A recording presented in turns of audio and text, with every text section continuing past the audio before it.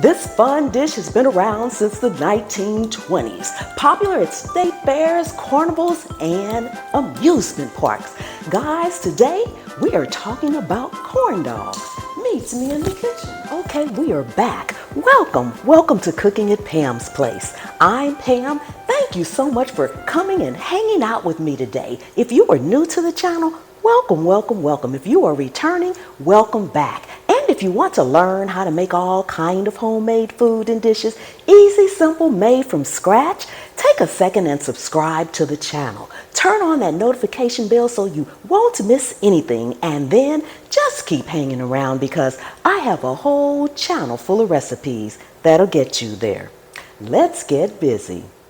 Okay, as I said before, we are making the all-time favorite, famous corn dog. But we're going to make a cheesy corn dog today because, well, I like cheese on my corn dog. Now you can simply make your batter for your corn dog, but I find using the shortcut of Jiffy Mix is just amazing. Gives it that little tinge of sweetness and mixes well with the sharp and the saltiness of the cheese, and it's just amazingly delicious. So today we have Jiffy Mix with a little hack because we're also using heavy cream, egg, and I am using provolone cheese. You can use whatever your favorite cheese is, and these are 100% all beef hot dogs. You can use whatever hot dogs you want. You'll also need a little cornstarch, and then we have our egg and our heavy cream here, which is actually for our Jiffy Mix. So I think that's all the ingredients. Oh, you need some oil. How we gonna fry these things? Come on now. You need some oil for frying. So let's go ahead and get our corn dogs made. All right, so the first thing we're just gonna do is make up our Jiffy Mix batter.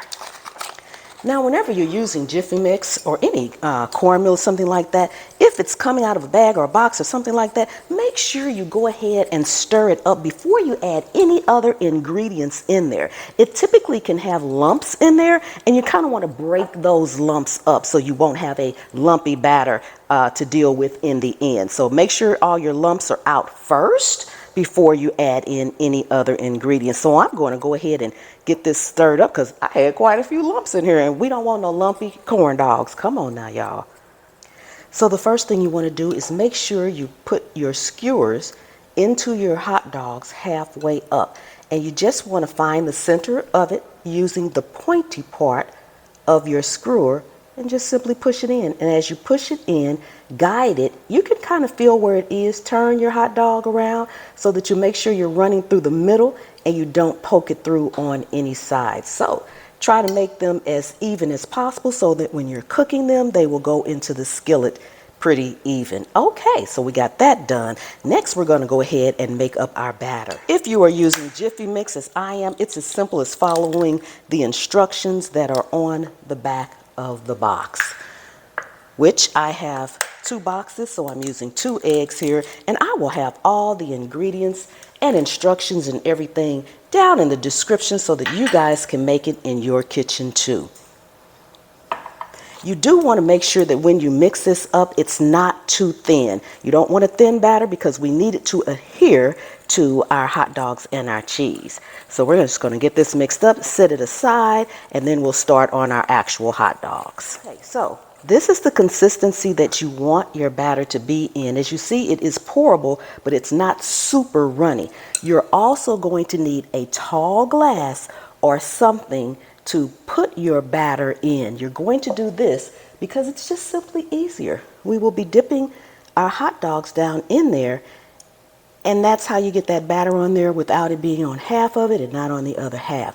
So make sure you have something tall. I will be using this glass, but we're not going to pour it in there right now. Okay, so once you have your hot dog skewered, you want to put cornstarch on. Now this part can get a little messy, so be prepared to use your hands. Make sure they are impeccably clean. Clean them up if they are not. But you need to put the cornstarch on here because first off, we need our cheese to stick to our hot dog. So coat it well, just like that. Take you a piece of cheese and wrap it around. You can put the cheese all the way around it or part of it, however you want it. If you want to use 2 pieces of cheese to make sure you cover the entire hot dog, you can. I don't typically do that, but go ahead and put it around there, and then you want to press that cheese on there give it a squeeze. You're squeezing the cheese to make sure it stays on the actual hot dog. You want it kind of sealed at the part that it's sealed at. It helps if your cheese is at room temperature. And then coat it again. Now we are not going to dip this into our actual batter until we're ready to fry. So I'm going to knock all of these out and then we'll be back. Okay, so we are over here by the stove because once I dip these in here, I want to go ahead and put them in the hot oil. Now heat your oil to about 300 degrees. Give your batter another another stir before you pour it in the glass. And if it's a little too thick for you, just add a teaspoon more of milk, water, heavy cream, whatever, it doesn't matter. And just do it by the teaspoon until it becomes, you want it pourable, but you need it to be relatively thick. So I'm going to keep this handy because I will need it again. So go ahead and just pour it into your glass or your whatever you're using. Tupperware, it doesn't matter as long as it's tall.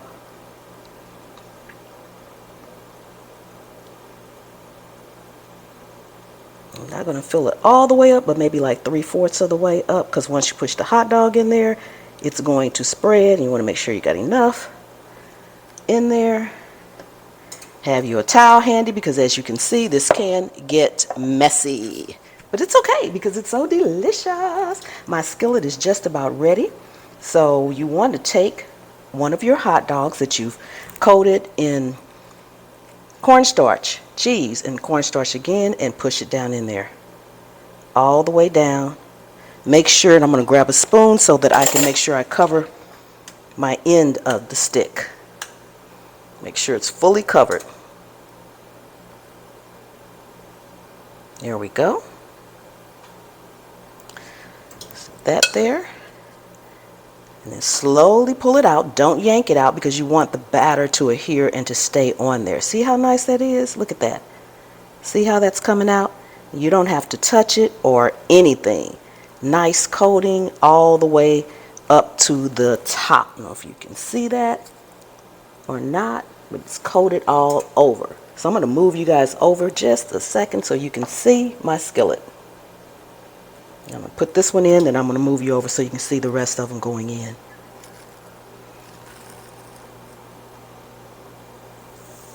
And that's what you want. You want that sizzle when you first put it in there. So I'm going to get the rest of these in and we'll be right back.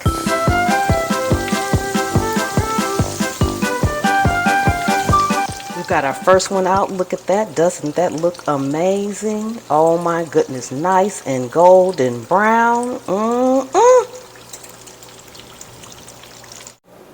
Okay guys, don't they look delicious? Look at that. You can see the cheese oozing out. I'm going to cut it so you can see the inside. Oh my goodness. They are nice and crispy and golden brown. Oh my goodness. Let me grab a knife. Okay, I want you guys to see the inside here.